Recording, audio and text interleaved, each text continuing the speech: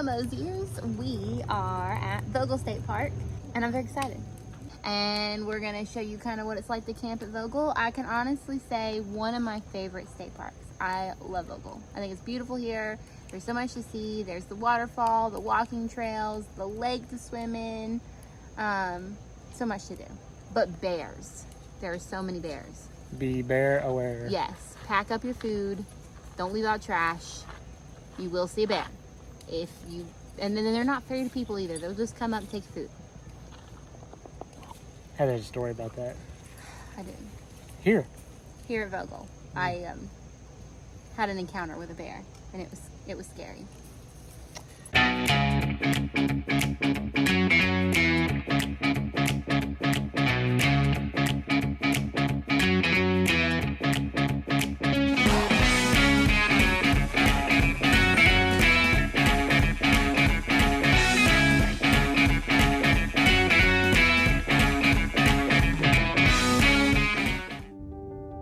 Welcome to a Southern Mosey campground review of Vogel State Park, located in the beautiful North Georgia mountains. The most popular time to come to this area is the fall, when Mosiers can see the yellow, reds, and oranges of the changing leaves. Vogel is found specifically on Blood Mountain, known for being the start of the Appalachian Trail that runs from Georgia to Maine. To enter Vogel State Park, you will be charged a $5 entry fee per car, unless you have a camping reservation. Then the cost for entry is included in your stay. At Vogel, you will find a campground, a lake, day use areas, a beach area, putt-putt, a store, multiple hiking trails, and even cabins. We have stayed at Vogel many times, so let's dive in. The campground. When camping at Vogel State Park, you have many options. There are 85 campsites that have both water and electric, 18 walk-to campsites for tent camping, and 35 cabins. Most campsites are shaded and very well spaced. Vogel State Park has numerous campsites. They have 40-foot long campsites. They have a section of 20-foot long campsites if you've got a smaller pop-up like us, or van or tent. They have like primitive walk, like hike-in camping for tent campers. They have many full hookup. They have several that are just water and power. They have the bear style trash cans, which you definitely need here, scattered about. Amenities. First, let's discuss the lake. The whole park is centered around the beautiful Lake Trilita. This lake allows visitors to fish, rent paddle boats, and even has a walk-in beach area for swimming. At the end of this lake, there is even a beautiful hidden waterfall, Trilita Falls, that you can access on an easy hiking trail that goes around the lake. Hiking trails. There are 5 hiking trails at Vogel, ranging from the simple 1-mile nature walk, or the 1-mile Trilita Lake Trail that loops around the lake, to the 13-mile Coosa Backcountry Trail, which leads out to more primitive campsites. But you must have a permit to camp here. All 5 trails at Vogel are rated from easy to moderate. Okay, so we just did the Brian Herbert Reese Nature Trail. And there's a lot of creatures here. A lot of creatures? Did you like this one? Mm-hmm. Did you see a lot of stuff? Yeah. Was it really hard to walk?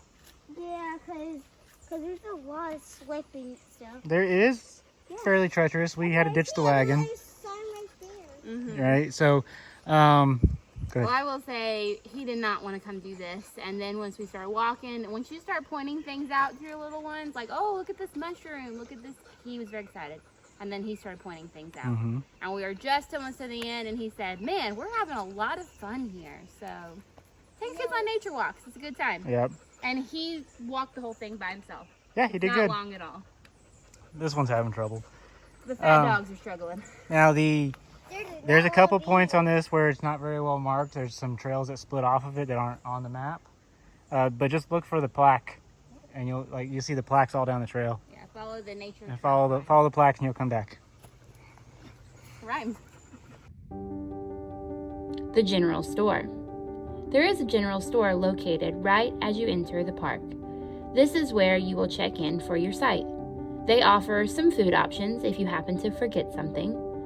Vogel State Park merch, and firewood. Playgrounds.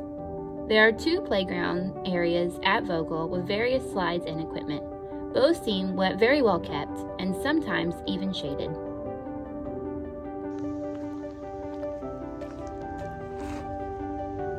What you doing? Putt-putt. If you're feeling bored with hiking or enjoying the lake, you can putt-putt at Vogel. Your ball and putter can be purchased in the store for $5 a person. I can honestly say it's by no way near the best putt-putt course I have ever used, but also by nowhere near the worst. Day use areas. There are multiple day use areas scattered throughout the park. To the beachside indoor building my family rents out once a year for our family reunions, to the small pavilions with picnic tables.